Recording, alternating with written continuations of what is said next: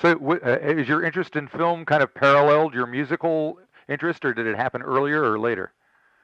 I think it happened earlier, actually. I'm beginning to think, because I used to sit and watch movies with my mum and dad, when I was 5, 6 years old, on TV, and go to the cinema. So, I mean, it probably might even predate my interest in music. And then I got old enough to be able to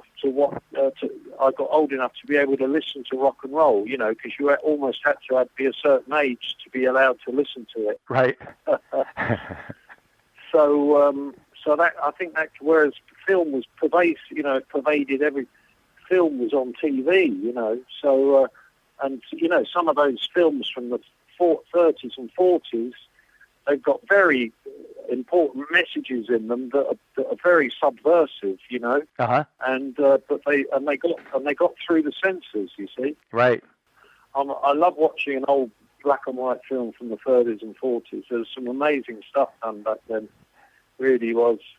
People underestimate its value and its power. The writing then was just superb. There's a few lessons to be learned about writing. Right. In those days. Now, you can make if you've got a good script, you can make it. It's easy to make a good film if you've got a good script. Is that correct or not? I would imagine so. I would imagine it's very difficult the other way around. Exactly. And so your interest in rock and roll kind of superseded that. Was it because it was kind of more of a forbidden thing? Exactly. And I remember listening to Sweet Little 16 by Chuck Berry, thinking I was watching a dirty movie.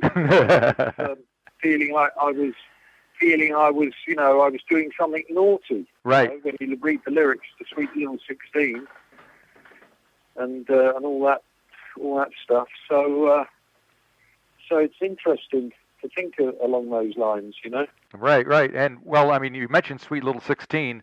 There's all this hubbub about the Michael Jackson film and the documentary and what he did with underage people.